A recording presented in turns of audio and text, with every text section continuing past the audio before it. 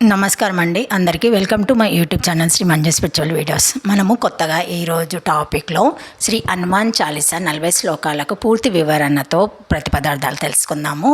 జై శ్రీరామ్. శ్రీ గురుభ్యో నమః. హనుమాన్ చాలీసా తులసీదాస్ గారు లోకానికి అందించిన గొప్ప మంత్ర రాశి. దాని పూర్తి అర్థంతో ప్రతి శనివారం ప్రతి మంగళవారము తెలుసుకునే ప్రయత్నం చేద్దాం.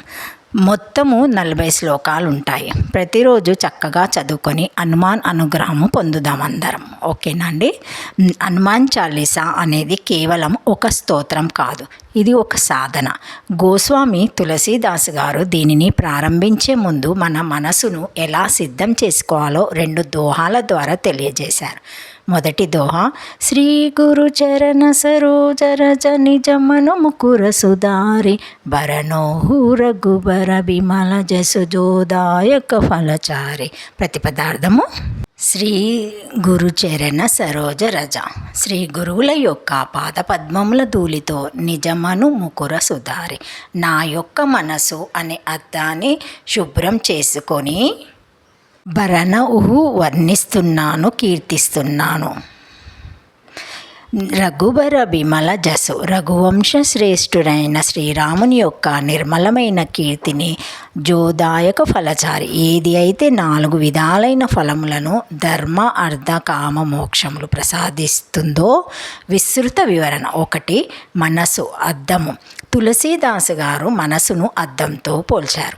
అద్దం మీద దుమ్ము ఉంటే మన ముఖము మనకు ఎలా సరిగా కనిపించదో, మనసులో అహంకారము అజ్ఞానము అనే ధూళి ఉంటే దైవత్వం కనిపించదు. 2. గురుపాద ధూళి. ఆ అజ్ఞానాన్ని పోగొట్టే శక్తి కేవలం గురువుగారి పాదధూళికే ఉంది.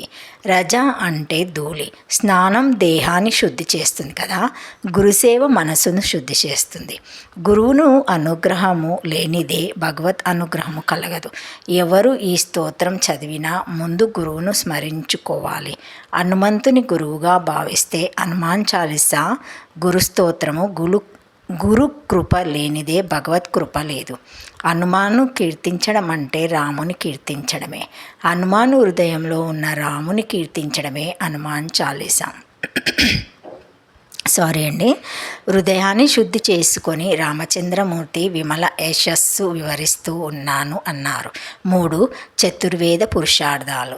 రాముని కీర్తిని గానం చేయడం వల్ల కేవలము భక్తి మాత్రమే కాదు, జీవితానికి అవసరమైన ధర్మం, సంపద, కోరికల నెరవేర్పు మరియు చివరకు మోక్షం కూడా లభిస్తాయని ఇక్కడ హామీ ఇచ్చారు.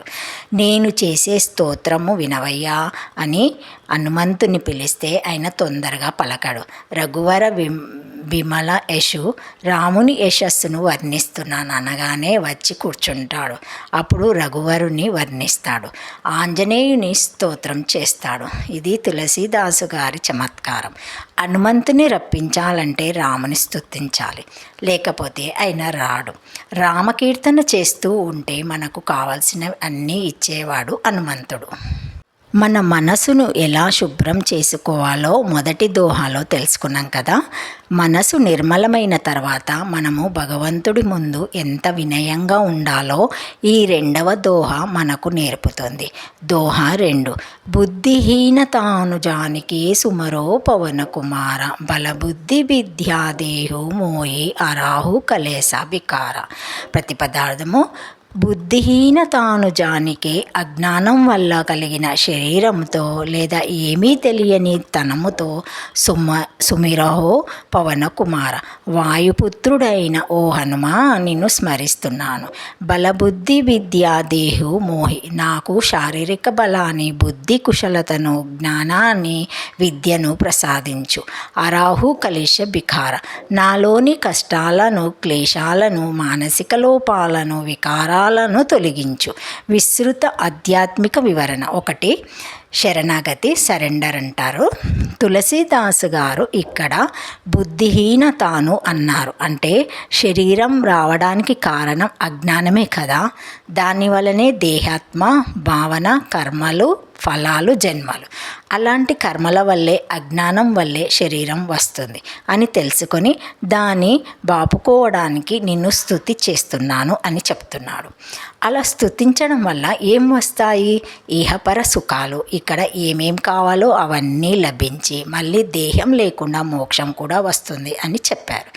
తులసీదాసు గారు మహాపండితుడు, కానీ భగవంతుని ముందు నాకు ఏమీ తెలియదు, అంతా నువ్వే చూసుకోవాలి అని శరణు కోరుతారు. అలా హనుమంతుడికి మనల్ని మనము అప్పగించుకోవడమే అసలైన భక్తి. ఈ వినయమే మనల్ని ఉన్నత స్థాయికి తీసుకెళ్తుంది. ఇది ఇందులో ఉన్న గొప్ప రహస్యం. 2. త్రిశక్తి. బల్ల, బుద్ధి, విద్య. జీవితంలో విజయం సాధించాలంటే ఈ 3 అవసరం. బల అంటే స్ట్రెంగ్త్, కేవలం శారీరక శక్తి మాత్రమే కాదు, కష్టాలను తట్టుకునే మానసిక ధైర్యం. మానసికంగా దృఢంగా లేక శంక, భయం, అనుమానం ఉన్నవాడు భగవత్ అనుగ్రహం పొందలేడు. అందుకే అవి తొలగించి దృఢంగా భగవంతుని పాదాల దగ్గర నిలబడే శక్తి ఇవ్వమని అడుగుతూ ఉన్నారు. వీటితో పాటు ఈశ్వర అనుగ్రహం చేత వచ్చిన బుద్ధి, విజ్డమ్, శక్తిని ఏ మార్గంలో వాడాలో తెలిసిన వివేకం లభించి దాన్ని సరిగ్గా వాడి, విద్య, నాలెడ్జ్, జీవిత పరమార్థాన్ని తెలిపే జ్ఞానం, మోక్షం కూడా పొందేలా చేయు స్వామి అని ఇందులో ఉన్న రహస్యం. హనుమంతుడు ఈ 3ంటికి నిధి, అందుకే ఆయనను వేడుకుంటున్నారు. ఈ 3 రావాలి అంటే కొన్ని అంతం కావాలి. అవే 3 క్లేశ వికారాలు అంతం కావాలి. ఆ విద్య, అస్మిత, రాగం, ద్వేషం, అభినివేశం, ఇవి క్లేశాలు 6 రకాలు. తర్వాత వికారాలు పోగొట్టాలన్నాడు. షడ్భవ వికార, వికారాలను పతంజలి యోగశాస్త్ర గ్రంథంలో చెప్పాడు. 1 ఉత్పత్తి, 2 స్థితి, 3 పరిణామము, 4 వృద్ధి, 5 క్షయము, 6 నాశనం. ఇవి తొలగిపోతే మోక్షం లభిస్తుంది.